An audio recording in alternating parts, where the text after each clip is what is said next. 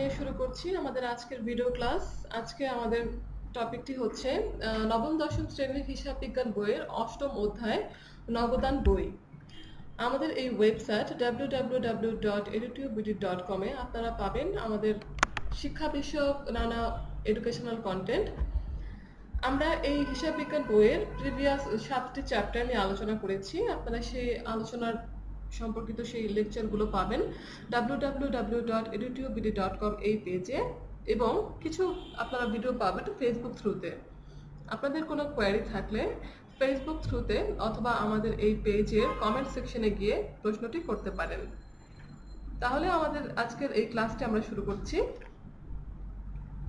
আমরা জানি ব্যবসায় বিভিন্ন লেনদেন সংগঠন হওয়ার জন্য বিভিন্ন ধরনের বই বা বিভিন্ন ধরনের হিসাব রাখতে হয়। তার মধ্যে একটি অন্যতম হিসাব বই হচ্ছে নগদান বই। আমরা জানি ব্যবসায় বা আমাদের প্রাত্যহিক জীবনে নানা লেনদেনে নগদ টাকা একটি বড় ভূমিকা পালন করে। যে বইয়ে আমরা নগদ প্রাপ্তি এবং প্রদান সংক্রান্ত লেনদেনগুলো লিপিবদ্ধ করে থাকি তাকে বলা হয় নগদান বই।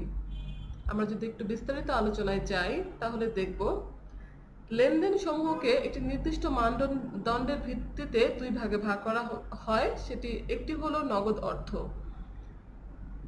সকল লেনদেনই নগদ অর্থের প্রাপ্তি ও প্রদান সংঘটিত হয়। এই লেনদেন সমূহকে একত্রিত করে যেই বই প্রস্তুত করা হয় তাই নগদান বই।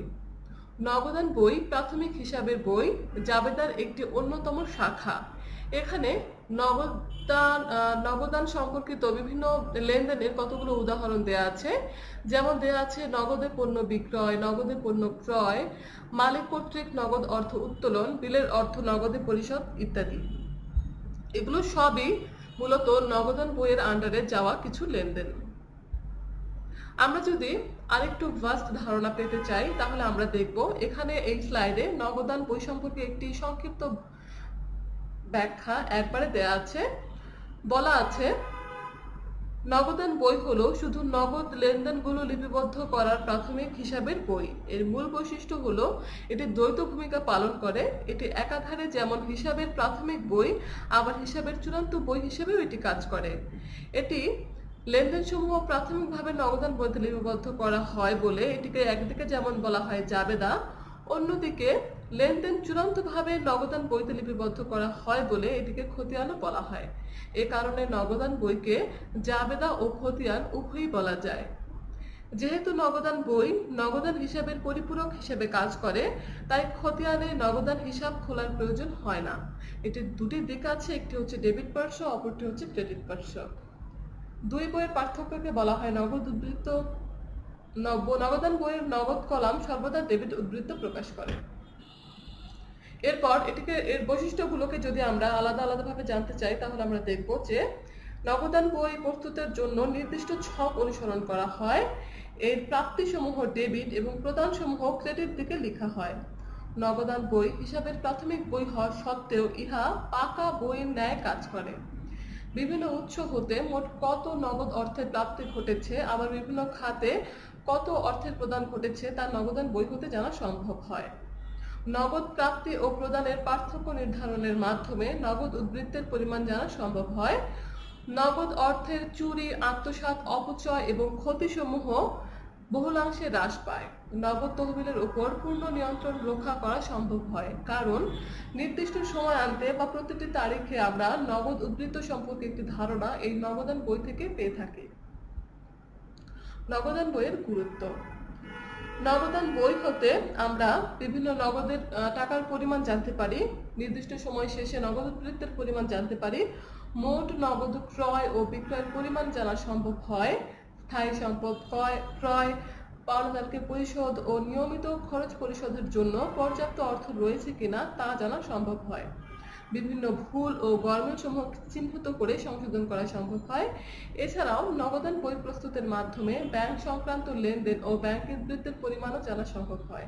তাই আমরা বলতে পারি ব্যবসায়ের গতিশীলতা রক্ষার জন্য এবং বিভিন্ন সিদ্ধান্ত গ্রহণে নগদান বই একটি গুরুত্বপূর্ণ ভূমিকা পালন করে থাকে।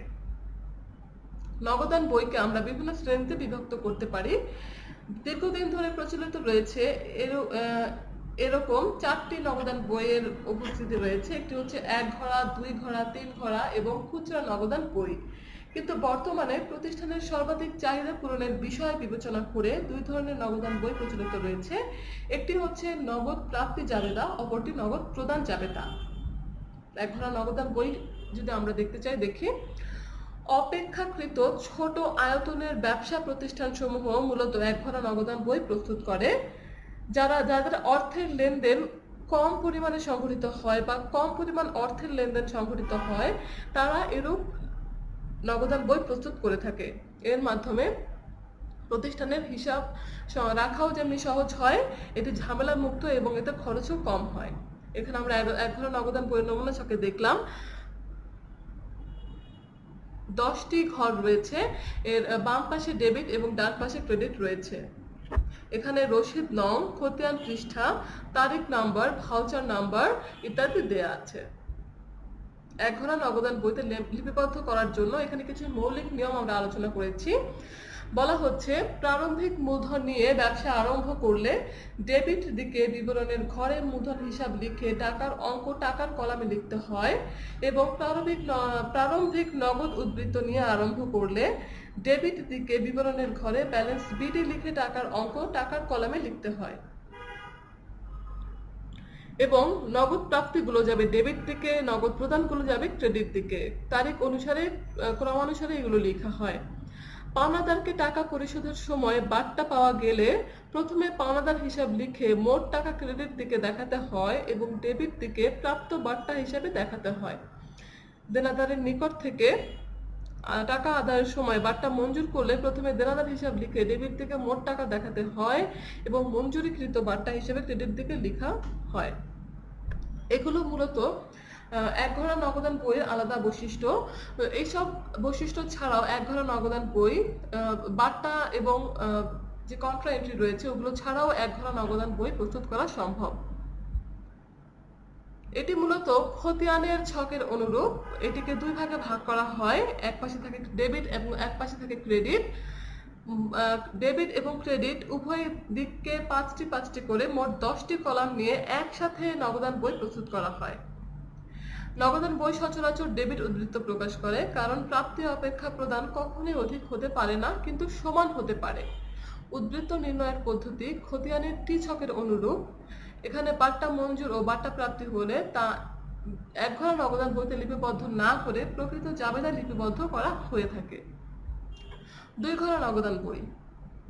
1 ঘরা নগদান বইয়ের সাথে 2 ঘরা নগদান বইয়ের যে পার্থক্যটি রয়েছে সেটি হচ্ছে, 1 ঘরা নগদান বইয়ে যে কন্ট্রা এন্ট্রিগুলো রয়েছে, অর্থাৎ ব্যাংক এবং নগদ টাকার একসাথে যে লেনদেনগুলো রয়েছে সেগুলো লিপিবদ্ধ করা হয়ে না থাকলেও 2 ঘরা নগদান বইয়ে এটিকে লিপিবদ্ধ করা হয়ে থাকে।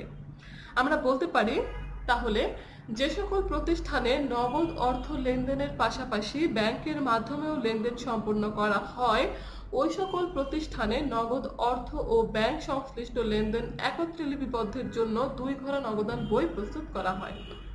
এটি অধিক প্রচলিত এবং তথ্যবহুল। এতে নগদ অর্থের পাশাপাশি ব্যাংকেরও বিভিন্ন ব্যালেন্স সম্পর্কে আমরা জানতে পারি। 2 ঘরা নগদান বইয়ের নমুনা ছক আমরা দেখছি। এখানে লেখা আছে তারিখ, প্রাপ্তি, রসিদ নং, খতিয়ান পৃষ্ঠা, নগদ টাকা, ব্যাংক টাকা। ঠিক ডেবিট পাশ এবং ক্রেডিট পাশে 5টি করে সেম ঘরই রয়েছে, শুধুমাত্র ডেবিট পাশে রয়েছে প্রাপ্তির ঘর এবং ক্রেডিট পাশে রয়েছে প্রদানের ঘর। 2 ঘরা নগদান বইতে লেনদেন লিপিবদ্ধকরণ। এখানে বলা আছে, ব্যাংক সংক্রান্ত লেনদেনগুলো লিপিবদ্ধ করা হয়। ডেবিট দিকে বিবরণের ঘরে মূলধন হিসাব লিখে নগদ টাকার অ্যামাউন্টটি লেখা হয় এবং ব্যাংক টাকার অঙ্ক ব্যাংক টাকার কলামে লিখতে হয়। প্রারম্ভিক উদ্বৃত্ত নিয়ে ব্যবসা আরম্ভ করলে ডেবিট দিকে বিবরণের ঘরে ব্যালেন্স বিডি লিখে টাকার অঙ্ক টাকার কলামে লিখতে হয়। খেয়াল করুন, প্রারম্ভিক মূলধন নিয়ে শুরু করলে লিখতে হয় মূলধন হিসাব, আর প্রারম্ভিক উদ্বৃত্ত নিয়ে শুরু করলে লিখতে হয় ব্যালেন্স বিডি। অর্থাৎ কোনো প্রতিষ্ঠান হয়তো প্রথম কোনো ব্যবসা স্টার্ট করছে, সেই ক্ষেত্রে তারা প্রথম প্রারম্ভিক মূলধন নিয়ে ব্যবসা যখন শুরু করবে তখন লেনদেনের ডেবিট দিকে আমরা লিখব মূলধন হিসাব। আর কোনো কোম্পানি যখন আগের কোনো যে হিসাব কার্যগুলো রয়েছে সেগুলো সম্পন্ন করার পর নতুন কোনো নগদান বই খুলতে চেষ্টা করবে বা খুলবে, সেক্ষেত্রে আগের ব্যালেন্সটিকে নিয়ে এসে আমরা লিখব ব্যালেন্স বিডি। একই সাথে যদি ব্যাংক জমাতিরিক্ত বা ব্যাংক জমার ক্রেডিট ব্যালেন্স নিয়ে ব্যবসাটি শুরু হয় তাহলে ক্রেডিট পাশে ব্যালেন্স বিডি নামে ব্যাংক কলামে লিপিবদ্ধ করতে হয়। ডেবিট দিকে তারিখের ক্রমানুসারে যাবতীয় নগদ প্রাপ্তি নগদ কলামে ও ব্যাংকের মাধ্যমে প্রাপ্তি বা চেক প্রাপ্তি ব্যাংক কলামে লিখতে হয়। একইভাবে প্রদানগুলো ব্যাংক কলামে ক্রেডিট পাশে লিখতে হয়। হিসাবকাল শেষে নগদ ও ব্যাংক উভয় কলামের উদ্বৃত্ত নির্ণয় করা হয়। এক্ষেত্রে নগদ কলাম সর্বদাই ডেবিট উদ্বৃত্ত প্রকাশ করে, কিন্তু ব্যাংক কলাম ডেবিট বা ক্রেডিট যে কোনো উদ্বৃত্তই প্রকাশ করতে পারে। ব্যবসা প্রতিষ্ঠান পণ্য বিক্রয় বা পাওনা আদায় বাবদ কোনো চেক পেলে তা দাগ কাটা চেক হিসেবে গণ্য করে ডেবিট পাশে ব্যাংক কলামে দেখাতে হবে, কারণ ধরে নেওয়া হয়েছে ব্যবসায় লেনদেনের ক্ষেত্রে সাধারণত খোলা বা বাহক চেক ব্যবহার করা হয় না।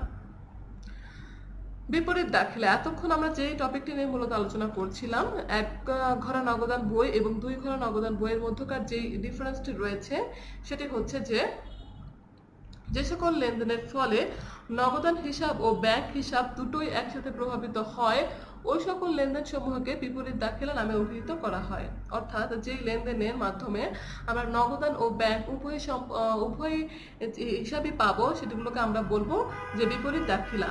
এটি মূলত উভয় দিকে পোস্টিং এর পর খতিয়ান পৃষ্ঠা কলামে সি ইংরেজি বড় অক্ষরের সি বা ক লিখে দিতে হবে। কন্ট্রা এন্ট্রি বা বিপরীত দাখিলা একটি উদাহরণের মাধ্যমে এটি দেখানো হয়েছে। যে সকল কারণে নগদ টাকা হ্রাস পায় এবং ব্যাংকের টাকা বৃদ্ধি পায়, অর্থাৎ একটি লেনদেনের মাধ্যমে সাইমালটেনিয়াসলি দুইটি কলাম অর্থাৎ নগদ এবং ব্যাংক দুটি কলামের মধ্যে পার্থক্য দেখা যায়, সেটি হচ্ছে যখন প্রতিষ্ঠান নগদ টাকা ব্যাংকে জমা দিল, পূর্বের জমাতিরিক্ত উত্তোলন বা ব্যাংক হিসেবে ক্রেডিট ব্যালেন্সের টাকা ব্যাংক পরিশোধ করলো, হিসাবকাল শেষে নগদে উদ্বৃত্ত আংশিক বা সম্পূর্ণ অংশ ব্যাংকে জমা দিল।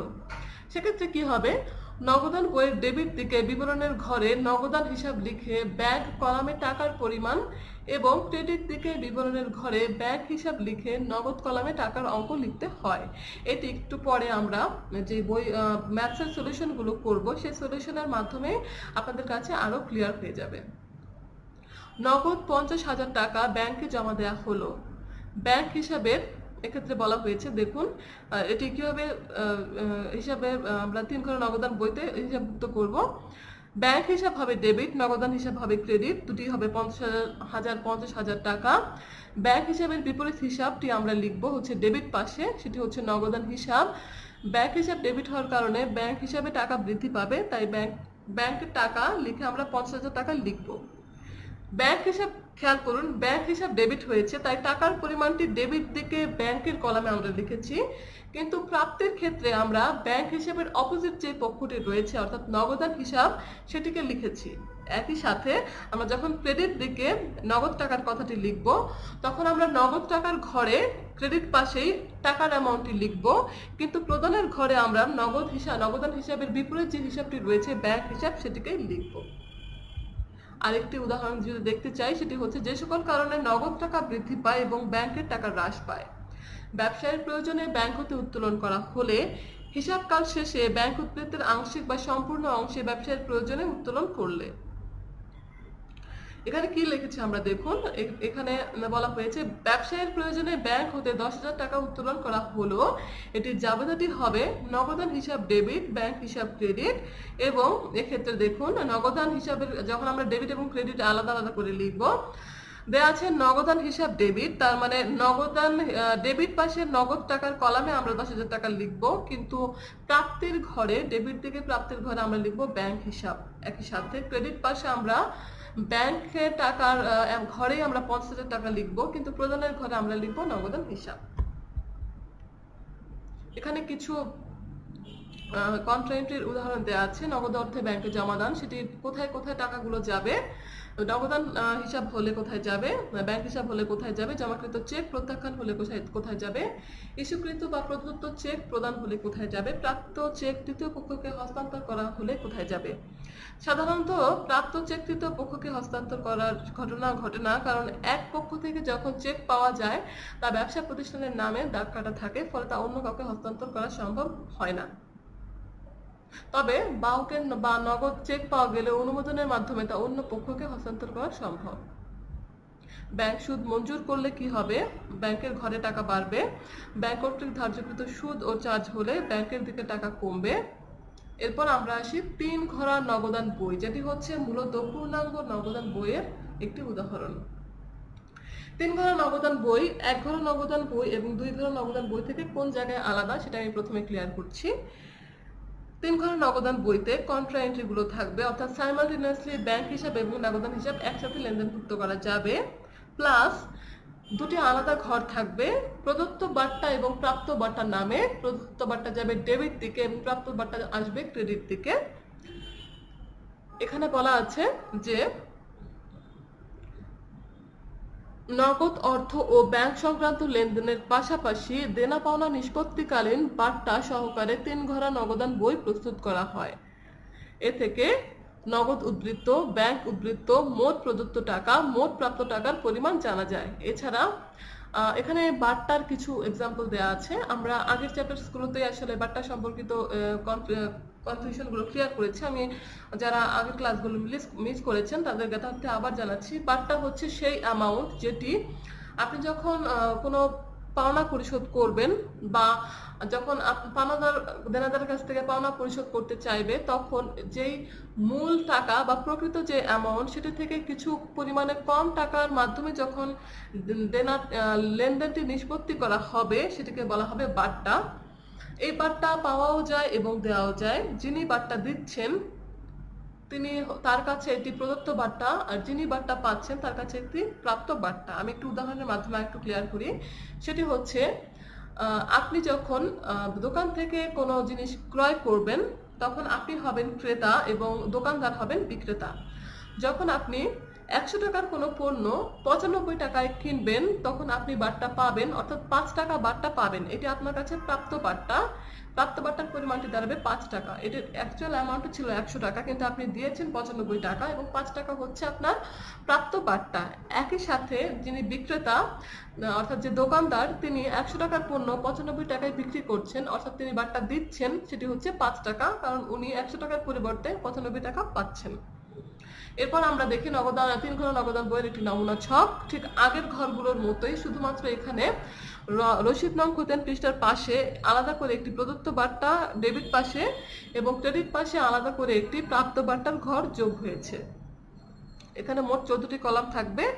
উভয় দিকের বার্তা কলামের মোট যোগফল পৃথক পৃথকভাবে লেখা হয়, পার্থক্য নির্ণয় করা হয় না। কারবারি বার্তা কোনো ক্রমে লিপিবদ্ধ করা হবে না, শুধুমাত্র নগদান বার্তাই 3 ঘরা নগদান বইয়ে হিসাবভুক্ত হবে। এছাড়া আমি আগে বলেছিলাম যে নগদান বইয়ের আরো 2টি ভাগ হচ্ছে নগদ প্রাপ্তি জাবেদা এবং নগদ প্রদান জাবেদা।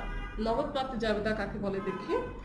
ব্যবসায়ের যে সকল লেনদেনের ফলে আর্থিক প্রাপ্তি ঘটে ওই সকল লেনদেন নগদ প্রাপ্তি জাবেদা লিপিবদ্ধ করা হয়। নগদ প্রাপ্তি জাবেদার প্রতিটি ছক এমনভাবে তৈরি করা হয় যাতে প্রতিটি নগদ প্রাপ্তি খাত সহজে বোঝা যায়। এখানে দেয়া আছে তারিখ, ক্রেডিট, হিসাব খাত, সূত্র, নগদান ডেবিট, বার্তা ডেবিট, বিক্রয় ডেবিট ক্রেডিট, দেনাদার ক্রেডিট, অন্যান্য হিসাব ক্রেডিট। তারিখ, নগদ প্রাপ্তি যে তারিখে ঘটবে সেই তারিখে লেখা হবে। দেনাদার হতে যখন পাওনা আদায় হবে তখন দেনাদারের নাম এবং অনিয়মিত উৎস হতে অর্থ প্রাপ্তি ঘটবে তখন ওই খাতের নাম লেখা হবে। ডেবিট পাশে আছে নগদান এবং বার্তা। এই কলামে যত টাকা নগদ প্রাপ্তি ঘটবে তা লেখা হবে। দেনাদার হতে পাওনা আদায়ের সময় বার্তা প্রদান করা হলে বার্তার পরিমাণ এই কলামে লেখা হবে। ক্রেডিট, বিক্রয় ক্রেডিট, নগদে পণ্য বিক্রয় হলে বিক্রয়ের প্রকৃত পরিমাণ এই কলামে লেখা হবে। দেনাদার হতে যত টাকা পাওনা আদায় এবং বার্তা হয়েছে দুটোর সমষ্টি এই কলামে বসবে। নগদে পণ্য বিক্রয় ও দেনাদার হতে প্রাপ্তি ব্যতীত যাবতীয় অন্যান্য খাতের প্রাপ্তি এই কলামে লিপিবদ্ধ করা হবে। এটি হচ্ছে নগদ প্রাপ্তি জাবেদা, এই জন্য বার্তা হয়েছে ডেবিট। অর্থাৎ আপনি প্রকৃত যে মূল্যটি রয়েছে তার চেয়ে ঠিক কত পরিমাণ কম টাকা প্রদান করছেন সেই অ্যামাউন্টটি যাবে ডেবিট বার্তায়। এরপর আসলো নগদ প্রদান জাবেদা। ঠিক নগদ প্রাপ্তি জাবেদার মতো এখানে নগদ অর্থ প্রদান করা হলে নগদ প্রদান জাবেদা লিপিবদ্ধ হবে। এখানেও একটি ছক রয়েছে প্রাপ্ত বার্তা ক্রেডিট নামে। তারিখ তো ঠিক আছে, চেক নাম্বার চেকের মাধ্যমে পরিশোধ করা হলে সেই চেক নাম্বার এই কলামে লেখা হবে। পাওনাদারকে পরিশোধ করা হলে তার নাম এবং অন্যান্য খাতে পরিশোধের ক্ষেত্রে সংশ্লিষ্ট হিসাব খাতের নামে লেখা হবে। নগদে পণ্য ক্রয় এই কলামের ক্রয় ডেবিটের আন্ডারে লেখা হবে। পাওনাদারের ক্ষেত্রে পাওনাদারকে পরিশোধ করা, পাওনাদার থেকে প্রাপ্ত বার্তা এই দুটোর সমষ্টি এই কলামে লেখা হবে। অন্যান্য হিসাব নগদে পণ্য ক্রয় এবং পাওনাদারকে পরিশোধ ব্যতীত অন্য যে কোনো খাতের প্রদান এই কলামে লেখা হবে। ক্রেডিট বার্তা হচ্ছে যে পরিমাণ টাকা বার্তা পাওয়া গেল পাওনাদারকে দেনা পরিশোধের সময় তা এই কলামে লিখতে হবে। নগদে প্রদত্ত সকল অর্থ এই কলামে লেখা হবে। ব্যাংকে হিসাব রাখা সংক্রান্ত এখানে দুটি লেনদেন রয়েছে, একটি হচ্ছে ব্যাংক বিবরণী আর একটি হচ্ছে ব্যাংক সমন্বয় বিবরণী। আমরা জানি যে আমাদের বর্তমান যুগে আমরা ম্যাক্সিমাম অর্থ লেনদেন করে থাকি ব্যাংকের মাধ্যমে। এটি ঝুঁকি মুক্ত এবং একটি নিরাপদ মাধ্যম, যার মাধ্যমে আমরা আমাদের ব্যবসায়ের কন্টিনিউয়াস বিভিন্ন লেনদেন সংগঠন করতে পারি। ব্যাংকের মাধ্যমে লেনদেন করতে হলে প্রথমে ব্যাংক হিসাব খুলতে হবে। যে ব্যাংক বা প্রতিষ্ঠান ব্যাংকের হিসাব খোলে তাকে আমানতকারী বলা হয়ে থাকে। ব্যাংক বিবরণী আমানতকারীর ব্যাংক হিসাবের পূর্ণ বিবরণ উল্লেখ করে ব্যাংক যে বিবরণী প্রস্তুত করে তাই ব্যাংক বিবরণী। কম্পিউটারাইজ পদ্ধতিতে এটি প্রস্তুত করা হয়।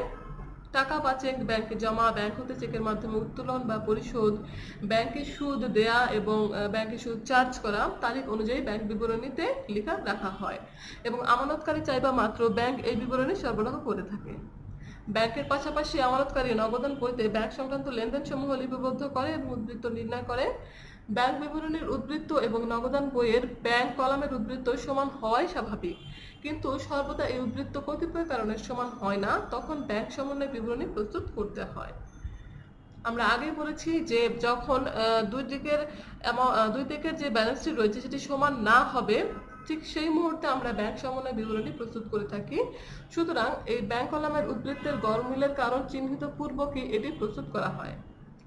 কেন গড়মিল হয় তার কারণগুলো হচ্ছে, আদায়ের জন্য চেক ব্যাংকে জমা দেওয়ার পর নির্দিষ্ট সময়ের মধ্যে ব্যাংকে আদায় না হলে এই দুই উদ্বৃত্তের গড়মিল হয়।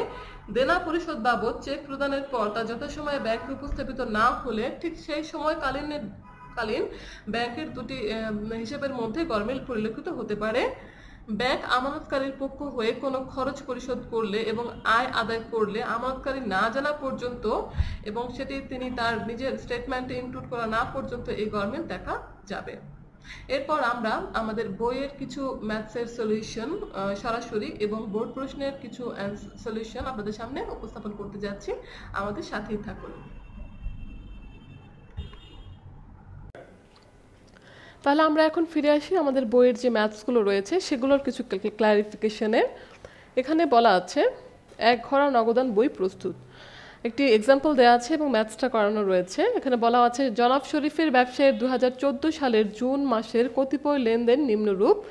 জুনের 1 তারিখে বলা হয়েছে প্রারম্ভিক নগদ উদ্বৃত্ত 2500 টাকা, অতিরিক্ত মূলধন আনয়ন 10,000 টাকা, নগদে পণ্য ক্রয় 7,000 টাকা এবং জুন মাসের অন্যান্য লেনদেনগুলো এখানে দেয়া আছে।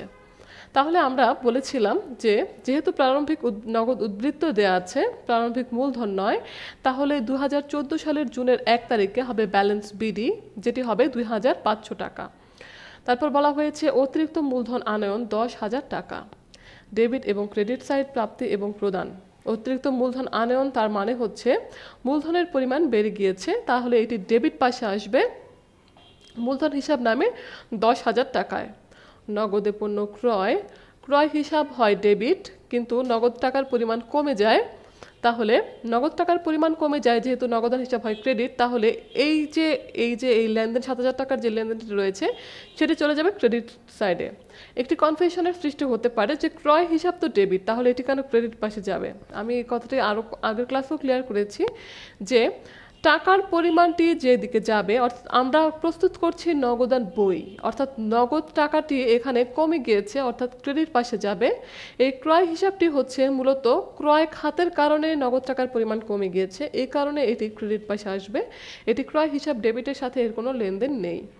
একই রকমভাবে জুনের 1 তারিখ থেকে শুরু করে জুনের 30 তারিখ পর্যন্ত প্রতিটি লেনদেনকে আলাদা আলাদা ভাগে আমরা ভাগ করলাম।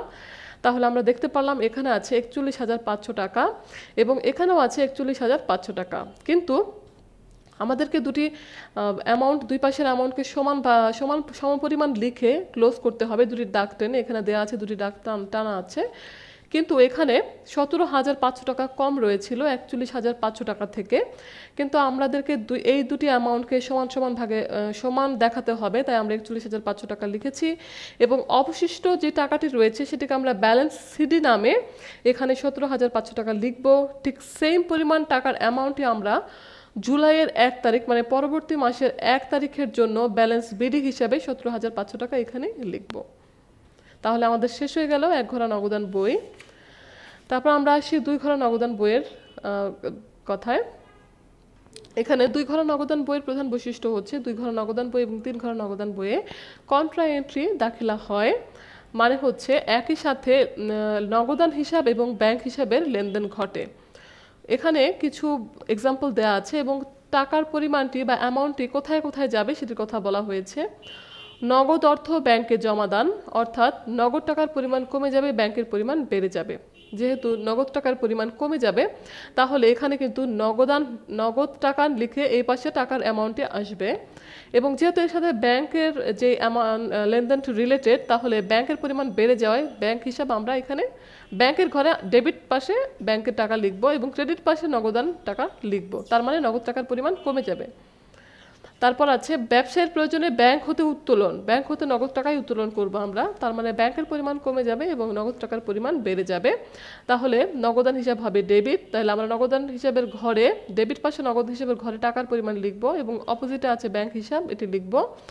আবার ব্যাংকের পরিমাণ কমে যাবে, তার মানে ক্রেডিট পাশে ব্যাংকের ঘরে টাকা লিখব, কিন্তু দাখিলাটি লিখব নগদান হিসাব। একই রকমভাবে জমাকৃত চেক প্রত্যাখ্যান, ইস্যুকৃত প্রদত্ত চেক প্রত্যাখ্যান, প্রাপ্ত চেক তৃতীয় পক্ষকে হস্তান্তর, ব্যাংক সুদ মঞ্জুর, ব্যাংক কর্তৃক ধার্যকৃত সুদ ও চার্জ ইত্যাদি সবই এখানে আসবে। ব্যাংক সুদ মঞ্জুর এক্ষেত্রে কিন্তু নগদান হিসাব ইনক্লুডেড না, তার মানে শুধু ব্যাংকের ঘরে টাকাটি যাবে, তাই প্রাপ্ত ব্যাংক সুদ হিসাব লিখে ব্যাংকের পরিমাণটা আমি বাড়িয়ে দেব। একই সাথে ব্যাংক কর্তৃক ধার্যকৃত সুদ ও চার্জের ক্ষেত্রেও সেম কথাটি প্রযোজ্য হবে। প্রদত্ত ব্যাংক সুদ হিসাব এক্ষেত্রেও ব্যাংকের নগদ টাকার পরিমাণ কমবে। ব্যাংক কর্তৃক ধার্যকৃত টাকার ক্ষেত্রেও এক্ষেত্রে নগদ টাকার পরিমাণ ব্যাংকের পরিমাণ কমবে, তাই আমরা ক্রেডিট পাশে ব্যাংকের ঘরে এই অ্যামাউন্টগুলো লিখব। এক্ষেত্রে একটি বড় ব্যাপার হচ্ছে যে এই নগদান হিসাবটিকে যদি আমরা শুদ্ধভাবে করতে চাই তাহলে আমাদেরকে প্রথমেই জাবেদা সম্পর্কে ধারণাটি ক্লিয়ার থাকতে হবে, এবং জাবেদা সম্পর্কিত ধারণা ক্লিয়ার না থাকলে এই যে দাখিলা অর্থাৎ পক্ষগুলো রয়েছে ডেবিট ক্রেডিট নির্ণয় করাটা খুব টাফ হয়ে যাবে। একই সাথে পুরো নগদান যে অঙ্কটি রয়েছে সেটিও ভুল হয়ে যাবে। আমাদের আগের ক্লাসে আমাদের জাবেদা সম্পর্কিত কিছু ক্লাস রয়েছে, যারা মিস করেছেন তারা এই ক্লাসগুলো থেকে এই সেশনে অংশগ্রহণ করতে পারবেন। এরপর আমরা আসি 2 ঘরা নগদান বই প্রস্তুতের ক্ষেত্রে। এখানে আছে তপন চৌধুরীর প্রতিষ্ঠানে 2014 সালের নভেম্বর মাসের লেনদেনসমূহ ছিল নিম্নরূপ। এখানে নগদ উদ্বৃত্ত 5,000 টাকা এবং ব্যাংক জমা ডেবিট উদ্বৃত্ত 3,000 টাকার কথা বলা হয়েছে। নভেম্বরের 2 তারিখ থেকে নভেম্বরের 23 তারিখ এবং নভেম্বরের 30 তারিখ পর্যন্ত এখানে কিছু লেনদেনের কথা বলা হয়েছে। আমরা তপন চৌধুরীর 2 ঘরা নগদান বই উপরে এই টপিকটি লিখব, ডেবিট এবং ক্রেডিট সাইড আলাদা করব, মোট যে ঘরগুলো রয়েছে সেগুলো লিখব, আগে এঁকে নিব। তারপর আমরা নভেম্বরের 1 তারিখে বলা হয়েছে ব্যালেন্স বিডি 5,000 টাকা এবং 3,000 টাকা, কারণ নগদ উদ্বৃত্ত এবং ব্যাংক জমার ক্রেডিট উদ্বৃত্ত ডেবিট উদ্বৃত্ত এই দুইটি অ্যামাউন্ট নিয়েই আমাদের এই ব্যবসাটি স্টার্ট হয়েছে। তাহলে নগদ উদ্বৃত্ত নগদের ঘরে টাকাটা যাবে এবং ব্যাংক উদ্বৃত্ত ব্যাংকের ঘরে এই অ্যামাউন্টটি আসবে, ব্যালেন্স বিডি নামে দুটো পক্ষে আসবে। এরপর পর্যায়ক্রমে যে টাকাগুলো রয়েছে সবই এখানে আসবে। আমি শুধু এখানে কন্ট্রা এন্ট্রিগুলো এখানে দেখাতে চেষ্টা করছি। নভেম্বরের 12 তারিখে বলা হয়েছে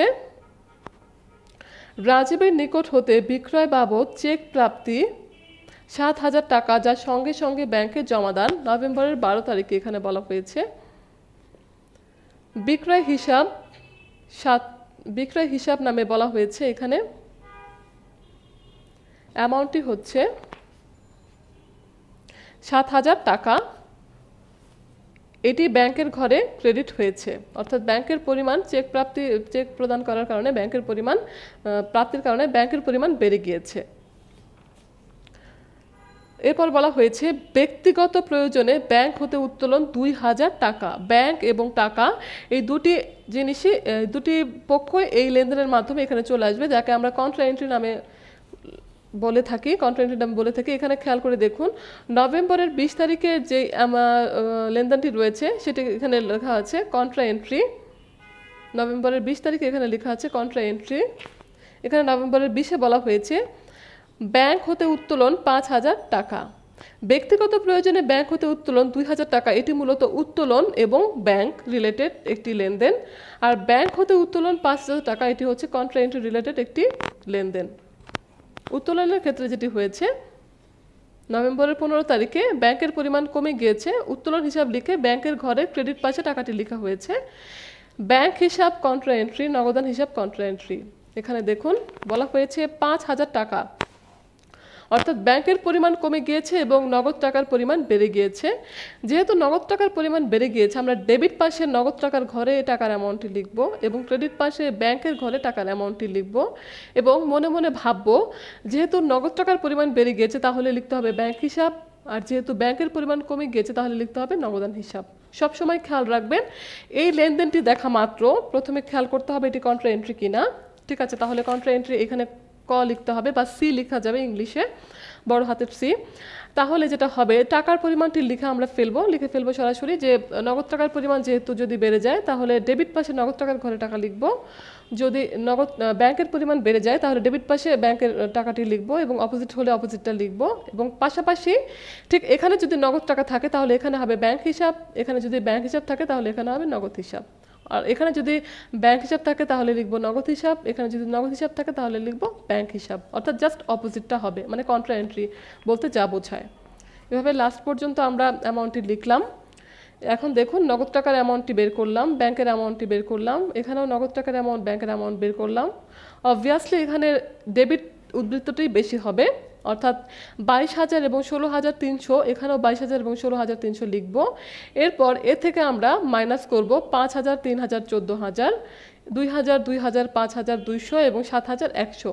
মাইনাস করার পর আমরা দেখলাম যে নগদ টাকার ঘরে 14,000 টাকা কম হয় এবং ব্যাংকের ঘরে 7,100 টাকা কম হয়। এটি আমরা ব্যালেন্স সিডি নামে হিসাবভুক্ত করব এবং ব্যালেন্স সিডিটাকেই আমরা, এখানে নভেম্বরের 30 তারিখ আছে, ডিসেম্বরের 1 তারিখে ব্যালেন্স বিডি নামে সেম অ্যামাউন্টগুলোকে এই পাশে লেনদেনভুক্ত করব।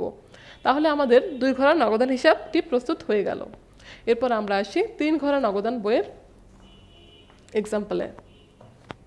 3 ঘরা নগদান বইয়ে এখানেও বলা আছে সেলিনা আক্তারের ব্যবসায়ের 2014 সালের মার্চ মাসের লেনদেনগুলো দেওয়া আছে। নগদ উদ্বৃত্ত এবং ব্যাংক জমাতিরিক্তের কথা বলা হয়েছে, তার মানে একটি হবে ডেবিট পাশে এবং অপরটি যাবে ক্রেডিট পাশে। ব্যাংক জমাতিরিক্ত মানে হচ্ছে ব্যাংক থেকে উত্তোলনকৃত ঋণ। এখানে আমরা দেখি 3 ঘরা নগদান বইয়ের একটি ছক আঁকা হয়েছে। এখানে 2 ঘরা নগদান বইয়ের চেয়ে 2টি ঘরের পরিমাণ বেশি দেওয়া হয়েছে প্রদত্ত বার্তা এবং প্রাপ্ত বার্তার নামে।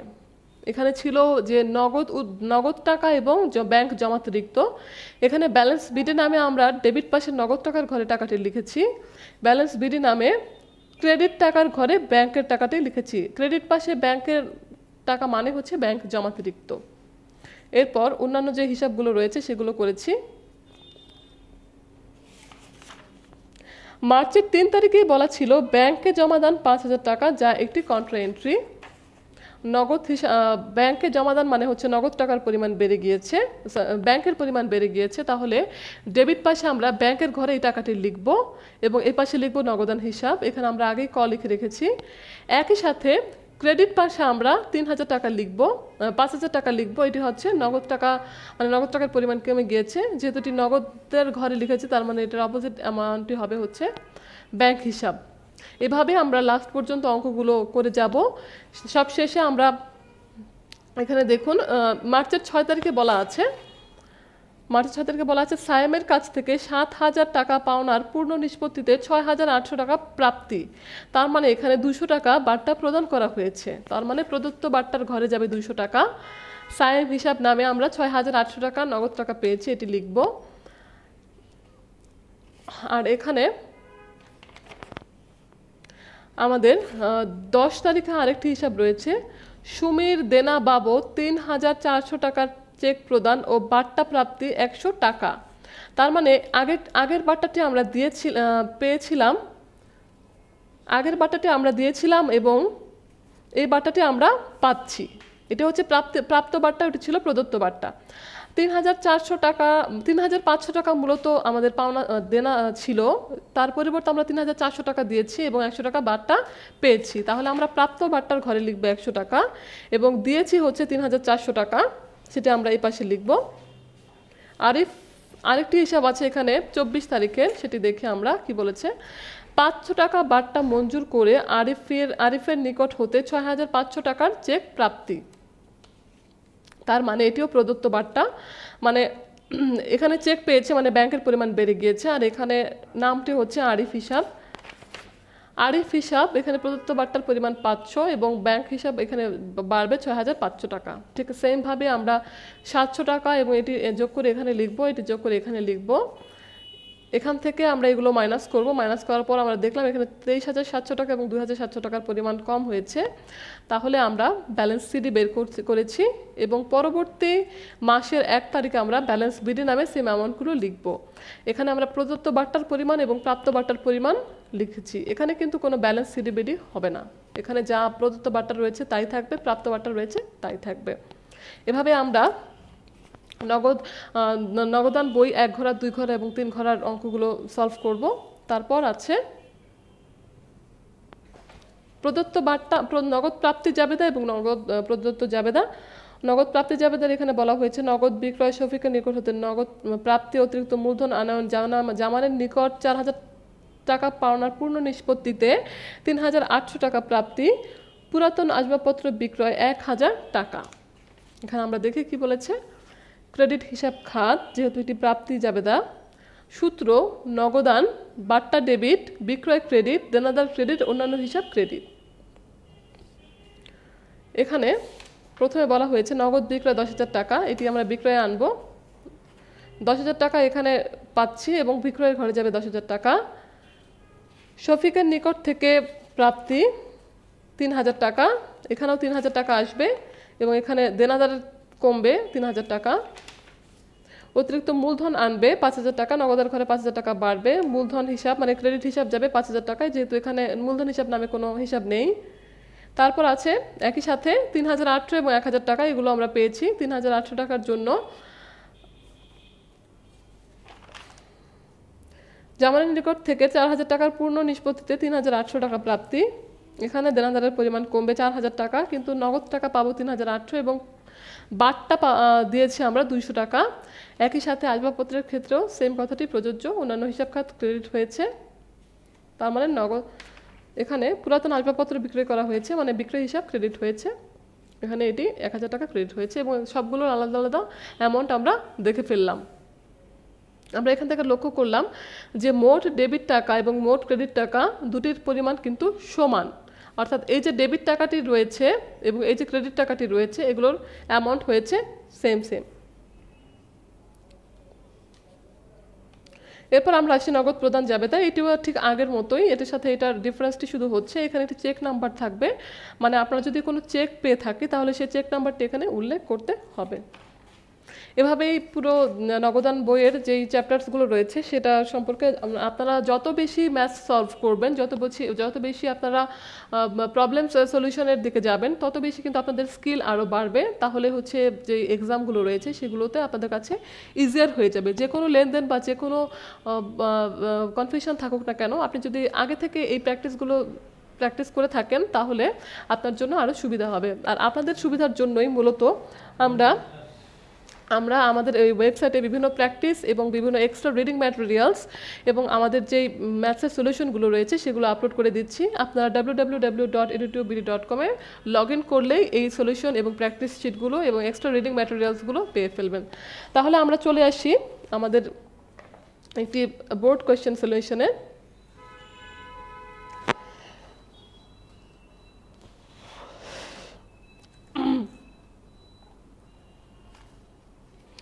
একটি ম্যাথস রয়েছে তিস্তা ট্রেডিংস এর 2014 সালের মে মাসে তিস্তা ট্রেডিংসের কিছু নগদান লেনদেনগুলো দেওয়া রয়েছে। এখানে মের 1 তারিখে বলা হয়েছে নগদ উদ্ধৃত ব্যাংক জমাতিরিক্ত এগুলো 1 তারিখ থেকে 25 তারিখ পর্যন্ত আমাদেরকে লেনদেন দিয়ে বলা হয়েছে প্রদত্ত বার্তার পরিমাণ নির্ণয় করতে, নগদ প্রদান জাবেদা প্রস্তুত করতে এবং একটি উপযুক্ত নগদান বই প্রস্তুত করতে।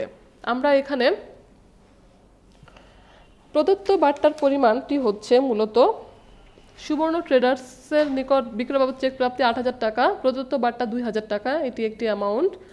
অপর একটি অ্যামাউন্ট হচ্ছে পূর্ণ নিষ্পত্তিতে 5,700 টাকা অর্থাৎ 300 টাকা, এখানে বার্তার পরিমাণ মোট 500 টাকা আমরা বার্তা প্রাপ্ত হলাম। প্রদত্ত বার্তা হলো 200 টাকা এবং প্রাপ্ত বার্তার পরিমাণ দাঁড়ালো 300 টাকা।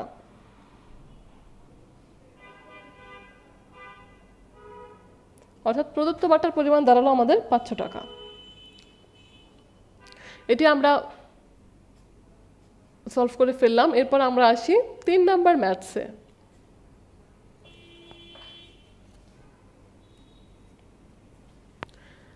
এখানে একটি ছক প্রস্তুত করতে হবে। এখানে আমরা লিখি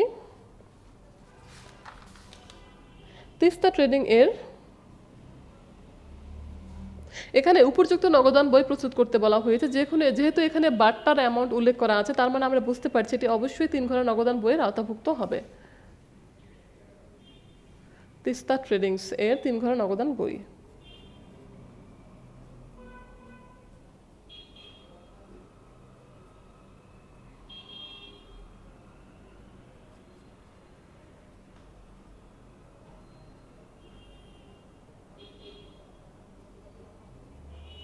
এখানে আমরা লিখব তারিখ, বিবরণ, রসিদ নং, খতিয়ান পৃষ্ঠা,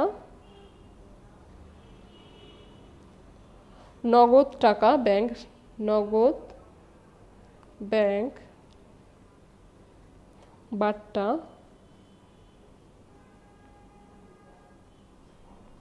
আবার তারিখ,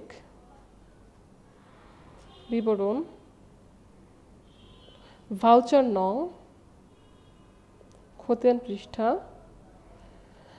নগদ ব্যাংক এবং বার্তা। এটি হচ্ছে ডেবিট সাইড এবং এটি হচ্ছে ক্রেডিট সাইড। প্রথমে আমরা যাব মের 1 তারিখে 2014 সালের মের 1 তারিখ বলা হয়েছে নগদ উদ্ধৃত অর্থাৎ ব্যালেন্স বিডি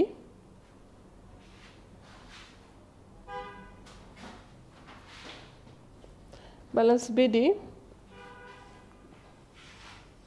15,000 টাকা। যেহেতু ব্যাংক জমাতিরিক্ত রয়েছে তাহলে এখানে হবে ব্যালেন্স বিডি। ব্যাংক জমাতিরিক্তের ঘরে আমরা লিখব এটি হয়েছে 4,000 টাকা। এরপর আছে মের 5 তারিখ, চেক প্রাপ্তি 8,000 টাকা, তার মানে ব্যাংকের ঘরে যাবে 8,000 টাকা সুবর্ণ ট্রেডার্সের নামে। ট্রেডার্স। এরপর 10 তারিখে ব্যাংকে জমা দান 5,000 টাকা। এটি একটি কন্ট্রা এন্ট্রি, কারণ ব্যাংকে আমরা নগদ টাকায় জমা দিয়ে থাকি এবং এর ফলে ব্যাংকের পরিমাণ বেড়ে যায়। দেখুন ব্যাংকে জমা দান মানে ব্যাংকের পরিমাণ বেড়ে গেল, তাহলে ডেবিট পাশে আমরা প্রথমেই ব্যাংকের অ্যামাউন্টটি লিখছি 5,000। তাহলে এখানে হবে নগদান হিসাব। খতিয়ান পৃষ্ঠার ঘরে আমরা লিখব সি মানে কন্ট্রা এন্ট্রি এখানে আমরা এখানেও লিখব সি মানে কন্ট্রা এন্ট্রি। এখানে নগদ টাকার পরিমাণ কমার কারণে আমরা এখানে লিখব ৫,০০০ টাকা, ক্রেডিট পাশে এখানে লিখব ব্যাংক হিসাব। এরপর ১৫ তারিখের আমরা চলে যাচ্ছি। ইত্যাদি স্টোর এর নিকট হতে নগদে পণ্য ক্রয় ৪,০০০ টাকা, তার মানে নগদ টাকার পরিমাণ কমে গিয়েছে, নগদ টাকার পরিমাণ কমে গিয়েছে ৪,০০০ টাকা হিসাব।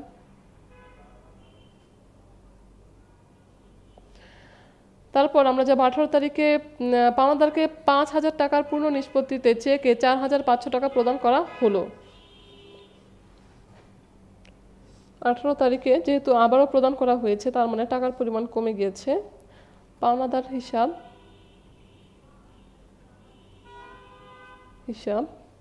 এর অ্যামাউন্টটি হবে ৪,৫০০।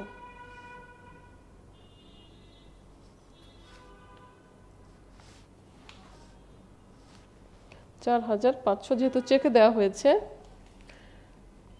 আর পূর্ণ ৫,০০০ টাকার পূর্ণ নিষ্পত্তিতে যেহেতু টাকা দেওয়া হয়েছে, তার মানে ৫০০ টাকা আপনি বার্তা পেয়েছেন, মানে এটা হচ্ছে প্রাপ্ত বার্তা। এরপর ২০ তারিখে মেসার্স তেজারত ট্রেডার্সের নিকট হতে ৬,০০০ টাকার পূর্ণ নিষ্পত্তিতে ৫,৭০০ টাকা প্রাপ্তি। টাকা প্রাপ্তি তাহলে নগদের ঘরে আসবে ৫,৭০০, বার্তার ঘরে আসবে ৩০০ টাকা। মেসার্স তেজারত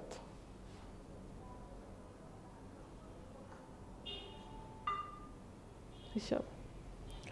এরপর ২৫ তারিখে আছে ভাড়া প্রদান, ভাড়া হিসাব ২,০০০ টাকা।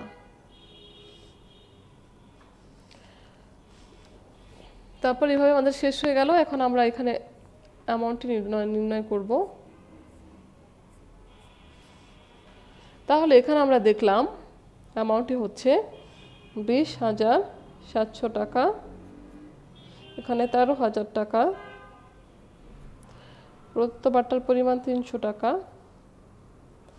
এখানে আমাদেরকে তাই লিখতে হবে ২০,৭০০ টাকা, ১৩,০০০ টাকা, এবং এখানে প্রদত্ত বার্তার পরিমাণ হচ্ছে ৫০০ টাকা। তাহলে আমরা যদি এখন এখানে লিখব ব্যালেন্স সিডি,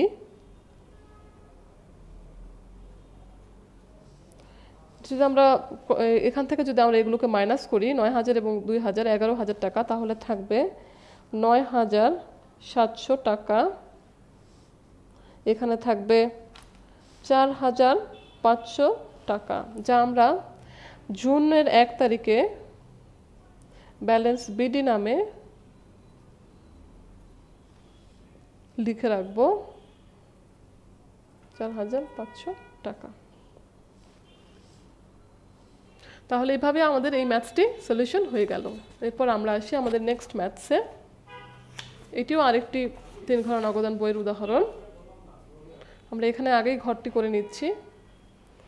তারিখ, বিবরণ, রসিদ নং, খতিয়ান পৃষ্ঠা, নগদ, ব্যাংক, বার্তা, এখানে আবার তারিখ, বিবরণ, ভাউচার নং, খতিয়ান পৃষ্ঠা, নগদ, ব্যাংক এবং প্রাপ্ত বার্তা। এটাকে আমরা ডেবিট এবং ক্রেডিট দুই সাইডে বিভক্ত করব।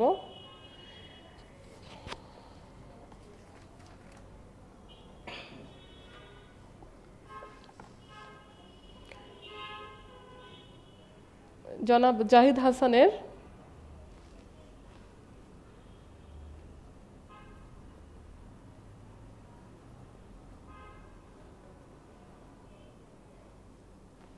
তিন ঘর নগদান বই। আমাদেরকে দেখতে হবে এখানে কোনো বার্তা রয়েছে কিনা। এখানে দেয়া আছে পূর্ণ নিষ্পত্তিতে এত টাকার চেক প্রাপ্তি, তার মানে হচ্ছে এখানে বার্তা রয়েছে, সুতরাং এটি ৩ ঘর নগদান বইয়ের উদাহরণ। এখানে জনাব জাহিদ হাসানের কিছু লেনদেনের কথা বলা হয়েছে। প্রথমে আমরা আসি 12 সালের জানুয়ারির 1-এ ব্যালেন্স বিডি বলা হয়েছে 17,500 টাকা এবং 5,000 টাকার ব্যাংক জমাতিরিক্ত নিয়ে ব্যবসাটি শুরু হয়েছে।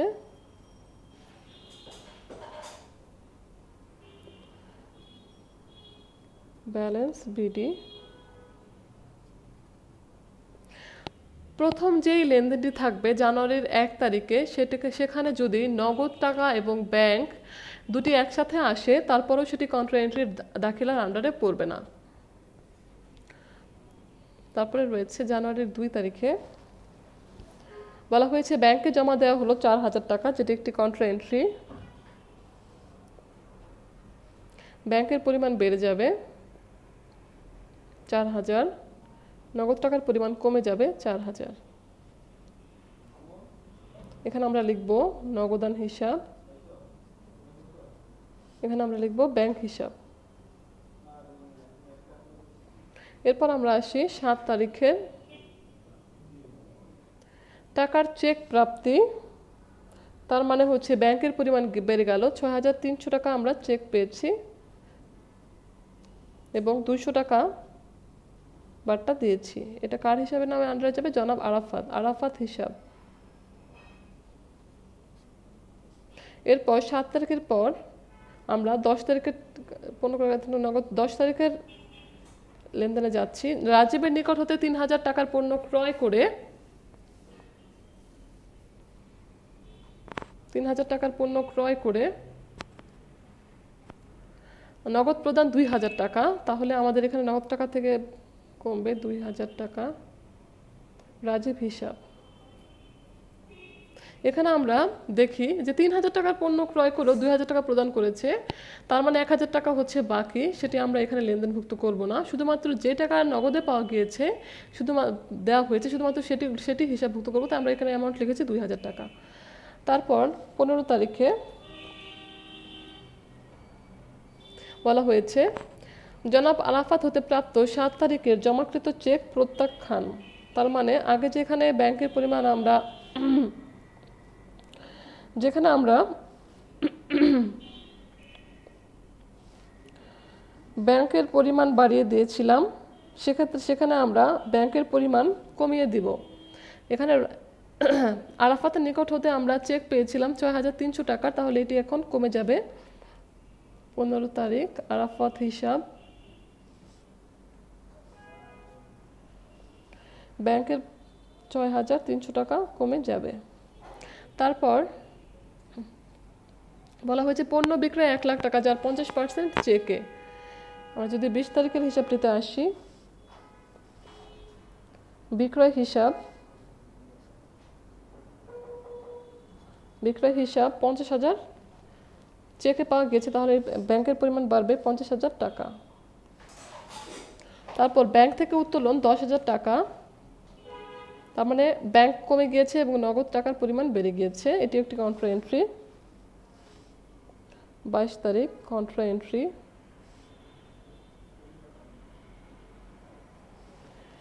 ব্যাংক থেকে উত্তোলন মানে নগদ টাকার পরিমাণ বেড়েছে, মানে নগদের ঘরে হবে ডেবিট 10,000 টাকা এবং ব্যাংকের ঘরে হবে ক্রেডিট 10,000 টাকা।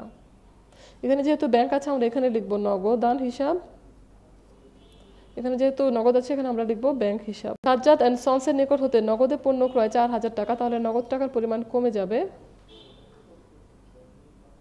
ক্রয় হিসাব।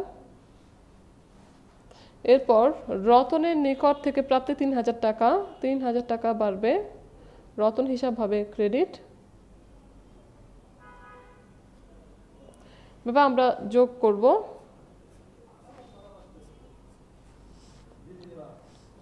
বার্তার পরিমাণ শুধুমাত্র 200 টাকা, প্রদত্ত বার্তা, কোনো বার্তা প্রাপ্তি হয়নি। এখানে 30,500 টাকা হচ্ছে ব্যালেন্স, এখানে 60,300 টাকা হচ্ছে ব্যালেন্স, তাহলে এখানে আমরা 30,500 টাকা এবং 60,400 টাকা ব্যালেন্স লিখব। এরপর আমরা যখন ব্যালেন্স সিডি বের করতে যাব সেটির অ্যামাউন্ট দাঁড়াবে 20,500 এবং 39,000, যেটিকে আমরা পরবর্তী মাসের ফেব্রুয়ারির 1 তারিখের জন্য ব্যালেন্স বিডি নামে সেভ করব। এখানে হবে 20,500 এবং 39,000। এভাবে আমাদের এই ম্যাথসটাও সলিউশন হয়ে গেল। তাহলে আপনাদের যদি আরও কোনো কনফিউশন থেকে থাকে অথবা অন্য কোনো টপিকের উপর যদি আপনাদের কনসেপ্ট ক্লিয়ারেন্সের দরকার হয়, তাহলে দয়া করে আমাদের কমেন্ট সেকশনে সেটি পোস্ট করুন আর আমাদের সাথেই থাকুন, কারণ আমাদের নেক্সট ক্লাসগুলোতে পরবর্তী চ্যাপ্টার্সগুলো নিয়ে থাকবে আলোচনা। সবাইকে ধন্যবাদ।